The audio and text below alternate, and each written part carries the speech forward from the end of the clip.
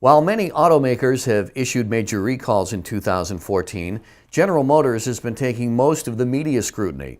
GM has contributed to nearly 3/4 of the recalled vehicles so far this year. GM's internal handling of its faulty ignition switch landed CEO Mary Barra on the hot seat. This should have never happened. It is unacceptable. We are better than this, but we have to own this problem and we have to have the courage to deal with it in the right way. So what has this meant locally? Auto Show TV sat down for a little one-on-one with Al Cerrone from Cerrone Chevrolet Buick GMC in South Attleboro.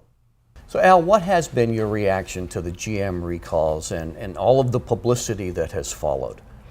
Well, John, I'm glad that you asked me this. I'm glad someone has asked me this question, because it's tough to see my company, General Motors, a company that I love so dearly and that's been such a big part of my life for so many years, Sure, be under the microscope that it is right now. But this is the car business, and it's a recall, and recalls happen, and they happen to every manufacturer for a variety of reasons. And when they do, it's up to us as a GM representative to get that recalled vehicle fixed as quickly as possible. And let's face it, I mean, there are thousands of parts in every car and truck. And sometimes the part just isn't right, and it needs to be made better, and it needs to be replaced, and that's what we do. What do you want the people watching to know about all of this? Well, first of all, and most importantly, I want them to know that we really care. And I think every dealer really cares, because they put themselves in their shoes.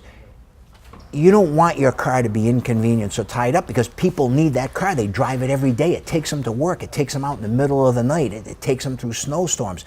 The car has to be right. And we care about that, because we don't want you here in our dealership, and we don't want you unhappy. So if people understand that and they come in with the right frame of mind, that we are going to do everything we can to get that part, that new part, in their vehicle. And most of these operations that they do, the recalls, are small time. It's less than an hour. The parts are not expensive, and it can be done very, very quickly. All we have to do is get the parts from General Motors, in our case, and we get it in as quickly as we can. The customer never pays. No, GM, in this case, pays for everything, parts and labor. What has all this meant to your business? Obviously, we've been impacted, and other dealers have been impacted as well. Sure. And we keep abreast of the news just like everyone else. But we are in this for the long haul. We've been taking care of customers' cars and trucks for almost 40 years, and hopefully we go another 40 years. So how are sales? Sales are very, very good. We're selling a lot of cars and trucks, and so is General Motors. As a matter of fact, with the technology that they have today, I believe that these are the safest cars and trucks that we have ever sold. So tell me about your increased staff and all the steps you've taken to really take this seriously. Well, to deal with the recalls, 4 things come to mind immediately. First of all, is we have increased our parts inventory probably up to $30,000. We want to have more parts. We want to have the parts ready. When you call, you come in, we can get it done right away. Yep. And secondly, we've increased our administrative staff in service, because we need extra bodies to answer the phone calls, make the appointments, and process the paperwork. Thirdly, we've added some technicians, and of course always top flight technicians to deal with these recall issues. Sure. And fourthly, we've increased our hours in service. We're open now Monday through Thursday till 7 o'clock at night, Fridays till 6 o'clock, and Saturdays we're open till 5. How about for GM owners, maybe they bought a pre-owned car and they're not sure they're ever going to get a notice in the mail. How can they try to find out if their car's been I'm glad affected? that you asked that question, because GM has set up a website specifically for this. And when you contact the website, they will tell you if your vehicle, you have to have your vehicle identification number, so get your registration so you can, type it in. And that website will tell you if your vehicle is involved in any recall. I want to ask you about Mary Barra, because she is now running GM.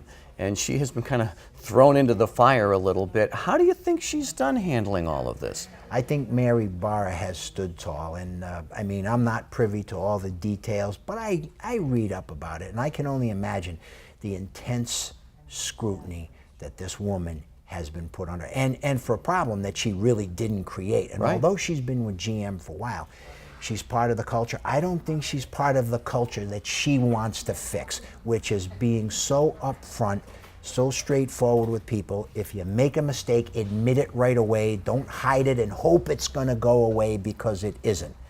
And so I give her a 10 out of 10. Any doubt in your mind that General Motors is going to learn from this? No doubt in my mind that they will. I mean, we all make mistakes, including General Motors, and it's just a matter of how we respond to it. And I want to cite an example. Look at Toyota. Several years ago, Toyota recalled almost 20 million vehicles for a variety of reasons, some of them very, very serious. Right. They did the right thing, they fessed up, and look where they are today. And I have no doubt GM is in the same position.